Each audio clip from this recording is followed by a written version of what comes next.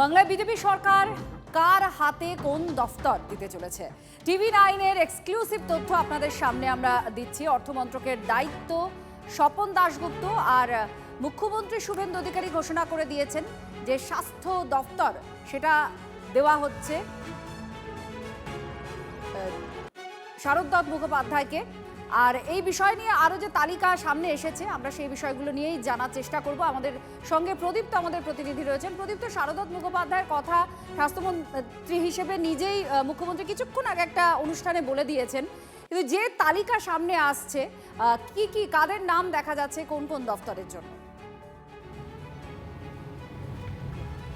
দেখো, আর কিছুক্ষণের মধ্যেই আনুষ্ঠানিকভাবে এই নামগুলো প্রকাশ্যে চলে আসবে, অন্তত তেমনটাই জানা যাচ্ছে। কারণ লোকভবন থেকে যে প্রক্রিয়া সেই প্রক্রিয়া শেষ হয়েছে এবং তার নবান্নেও পৌঁছে গিয়েছে। এখনো পর্যন্ত যা জানা যাচ্ছে তাতে রাজ্যের উচ্চ শিক্ষামন্ত্রী হতে চলেছেন জগন্নাথ চট্টোপাধ্যায়। একই সঙ্গে তিনি কারিগরি শিক্ষা দপ্তরের দায়িত্ব পেতে চলেছেন। দীপক বর্মন স্কুল শিক্ষা দপ্তরের দায়িত্ব পাচ্ছেন, এমনটাই জানা যাচ্ছে। তাপস রায় দীর্ঘদিনের রাজনীতিবিদ, তার হাতেই যেতে চলেছে শুভেন্দু অধিকারী মন্ত্রিসভার শিল্প ও বাণিজ্য দপ্তরের দায়িত্ব।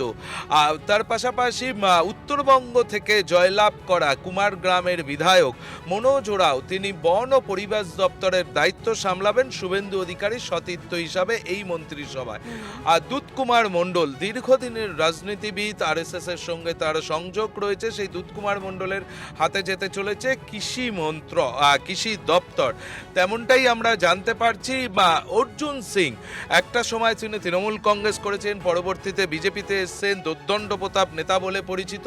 তিনি দুটো দপ্তরের দায়িত্ব পেতে চলেছেন, একটি পরিবহন দপ্তর, অন্যটি তিনি শ্রম দপ্তরের দায়িত্ব পাবেন, তেমনটি আমরা এখনো পর্যন্ত জানতে পারছি। শিলিগুড়ির বিধায়ক যেগুলো সামনে এসেছে আমাদের সূত্র মারফত আমরা যা জানতে পেরেছি আপনাদের সামনে আমরা তুলে ধরছি। কাদের হাতে কোন দফতর যাচ্ছে?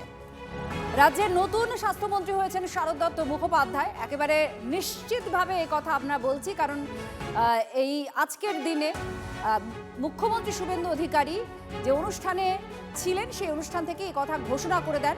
তিনি বলেন শুভ দিনে দায়িত্ব পাওয়া একটা ডাবল আশীর্বাদ। শারদ মুখোপাধ্যায় এ কথা জানার পর বলেন স্বাস্থ্য কেন বেহাল হলো, প্রথমে তার ফাঁক ফোকর খুঁজতে হবে, আর ভুল খোঁজার পরেই শুরু হবে সংশোধন। মাথার গুরু দায়িত্ব, সমস্যা মেটাতে একটু সময় লাগবে বলে প্রতিক্রিয়া দিয়েছেন রাজ্যের নতুন স্বাস্থ্যমন্ত্রী।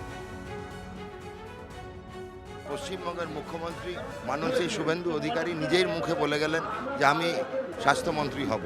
তো আমার মনে হয় এটা ডাবল আশীর্বাদ। আজকের মতো ভালো দিনে, সেটাও রাম মন্দিরের প্রাঙ্গণে, ভগবান শ্রীরামের আশীর্বাদ এবং মাননীয় মুখ্যমন্ত্রী শুভেন্দু অধিকারীর আশীর্বাদ। স্বাস্থ্য অবস্থার যেই অবস্থা রয়েছে সেখান থেকে আমাদের প্রথম যেতে হবে যে এই অবস্থায় গেল কী করে, যে ভুল এবং ফাঁক এই দুটো বার করতে হবে। এগুলো একটু সময় লাগবে। তো আমাদের এই ভুল এবং ফাঁক বার করার পরে সেগুলো সংশোধন এবং পরিপূরণ, তারপরে শুরু হবে। কী কী ভুল হয়েছিল আর কী কী ফাঁক আছে সেগুলো বার করতে হবে। স্বাস্থ্যের ব্যাপারেই জনতার দরবারে বেশি লোক পৌঁছেছে, সেই জন্যই গুরু দায়িত্ব দিয়েছে, দায়িত্ব পালন করবো নিশ্চয়ই।